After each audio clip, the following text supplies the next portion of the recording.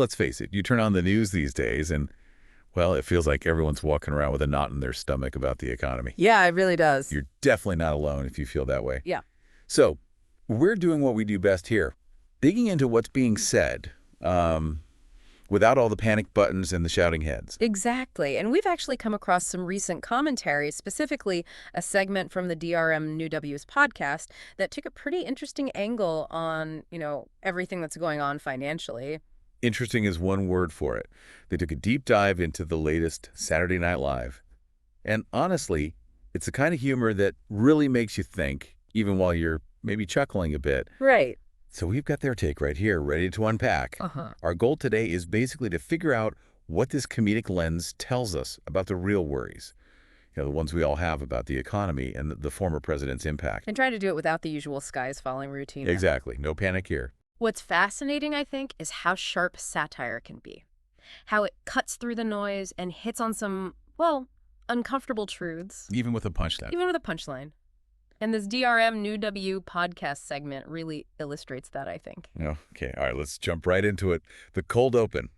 Apparently, this is a bit of a running gag. For the third year, SNL had Trump comparing himself to Jesus. To Jesus, yeah. Let's just say a very famous historical figure. Yes, the Donald Jesus Trump sketch. The DRM News podcast really highlighted how the central joke revolved around Trump drawing these parallels between Jesus clearing the temple of money changers and his own economic moves, specifically the tariffs he put in place. Okay, so Jesus getting rid of the money changers versus Trump's tariffs leading to, in the sketch's words, money's gone. Pretty much, And it gets wilder from there, right? I mean, he's actually saying he's the Messiah because of the mess I made out of the economy. It's audacious. You almost have to admire the audacity, even if you, completely disagree with the premise itself. Right.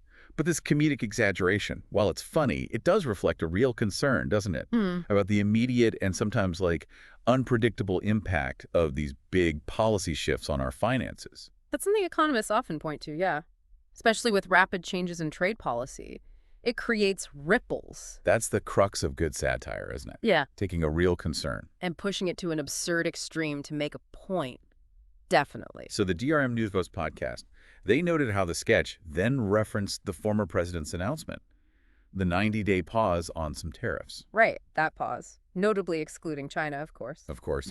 And SNL portrayed this as the beautiful tariffs working so well they had to be stopped. Which the commentary really picked up on the inherent contradiction there. It's classic satire. Absolutely. And then came that stock market line. Oh, boy. Which one was that? The stock market did a Jesus. It died. Then on the third day, it was risen. And then on the fourth day, it died again, possibly never to return. Oof. Yeah. That hits at the real volatility a lot of folks are seeing, in their 401ks, their investment. It does. This rapid up and down, it's exaggerated for comedy. Sure, but it mirrors those periods of real uncertainty in financial markets, doesn't it? Often triggered by big policy announcements or shifts in investor confidence, stuff economists watch really closely. And the line that followed that, now everything is back exactly how it was, minus a few $1 trillion. Yeah, that one really underscores the feeling that, okay, maybe things look superficially okay on the surface, but there's been a significant amount of wealth just gone, eroded. And they didn't pull any punches with the more pointed stuff, did they? Yeah. According to the DRM New W's podcast analysis, the sketch had Trump talking about a historic transfer of wealth from the middle class to my buddies. And then just a casual, oh, well. Right, a casual, oh, well. It's satire, sure, but it definitely echoes some of the real criticisms about who actually benefited from certain economic policies. Yeah, when commentary like that talks about wealth transfer, what are they usually pointing to? Specific policies? Well, they're likely referencing things like tax cuts that maybe disproportionately favored the wealthy, or deregulation that might benefit big corporations more than, say, the average worker. And the oh well dismissal in the sketch just satirizes that perceived lack of concern maybe for the impact on the middle class. Okay, then they really leaned into the religious comparisons again. Trump commenting on people only showing up to church on Christmas and Easter. And then admitting he skips those days himself. Right. It all plays into this, carefully crafted public persona. The DRM News podcast suggested this sort of reinforces the idea of a maybe superficial engagement with certain values rather than genuine belief. And the 401k joke, oh man. What was that one? We look at our 401k and say, Jesus Christ, where did it all go? Yeah, I think a lot of people can unfortunately relate to that sinking feeling when they check their retirement accounts these days. Totally. So for you listening at home, what's the key economic signal or concern this comedic take is highlighting? It's really that feeling of financial insecurity, right?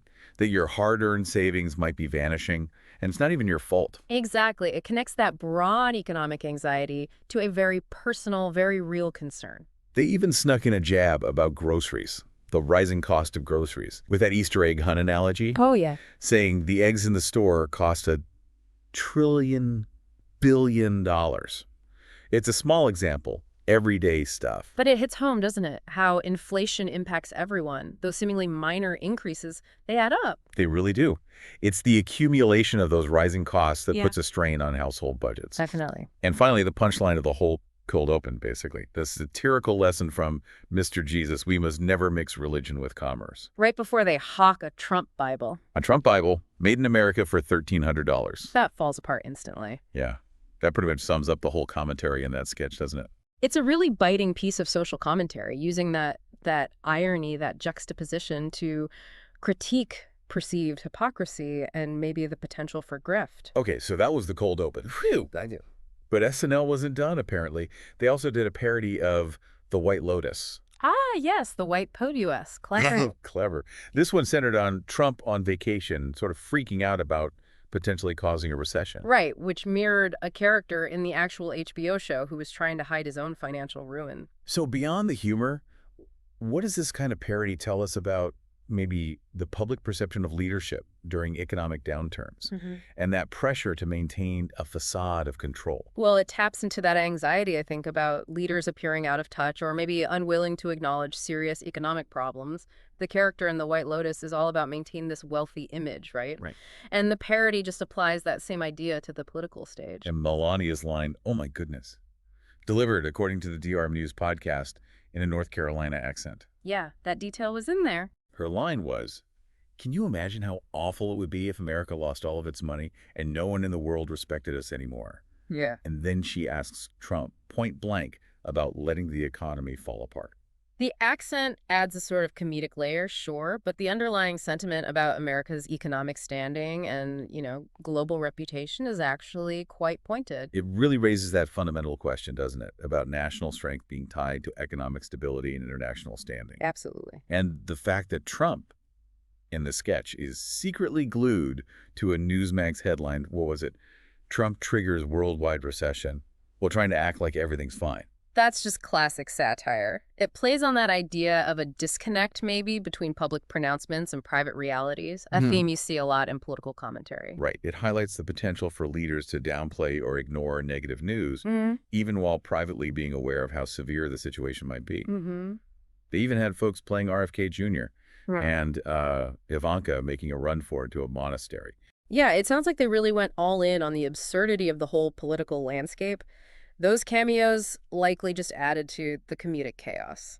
And further blurred the lines between the real political figures and the characters in this White Lotus parody, amplifying the whole satirical effect. It adds another layer of commentary, too, by bringing in other figures who are part of the current political conversation and placing them in this context of, potential economic meltdown. Okay, now shifting gears a bit, the DRM News podcast also focused on another sketch called Check to Check Business Channel. Ah, yes. This one sounds like it hit a little closer to home for a lot of us who are, watching every penny right now. Indeed.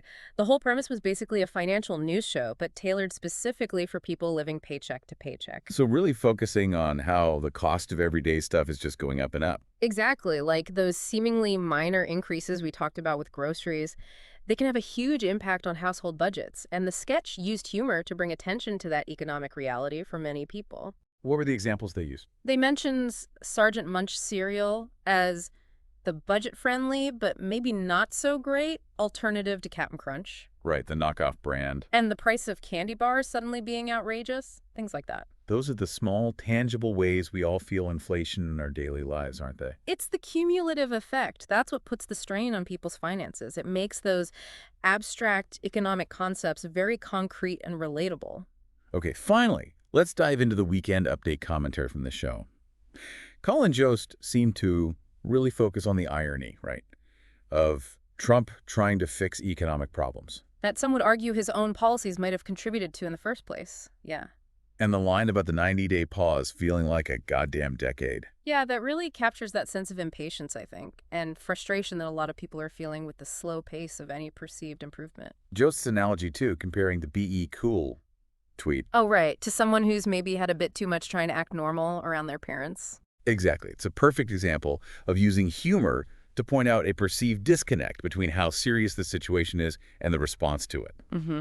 And he brought up the reported surprise of tech CEOs regarding the tariffs, comparing Trump talking about them to Bubba Gump rattling off all the different kinds of shrimp. Huh. Yeah, that paints a picture, doesn't it, of a policy that maybe wasn't as well understood or consistently explained as it could have been? That comparison, it underscores the idea of the tariffs being this dominant, maybe overwhelming topic from one perspective. While maybe being a less central focus for others who might have supported the administration or just weren't directly involved, suggests a potential lack of coherence, maybe, or clear strategy behind the policy. Michael Chess' take was equally pointed, according to the DRM New W's podcast. He described the tariffs as being like taking a whole bottle of medicine with a glass of vodka and laid in a warm bath. Wow.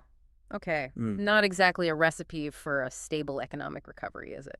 Not really. That analogy, it vividly conveys the sense of a potentially reckless or ill-advised approach to fixing the economy with unintended and possibly harmful consequences. It really highlights the risk of solutions that might create more problems than they actually solve.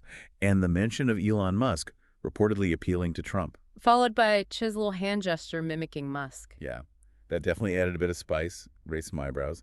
The DRM New W's podcast likely included that detail to highlight the various stakeholders, the influencers, trying to sway policy decisions. As his gesture just adds that visual, potentially provocative element to the discussion, underscores the influence that powerful individuals and corporations can have on economic policy. And lastly, Bowen Yang's character, Chen Biao, the Chinese trade minister, he offered a totally different perspective, didn't he? Right. He questioned which side, China or the U.S., is more willing to tough it out in a trade war. Contrasting China's long history with the U.S. sending Katy Perry to space. Yeah.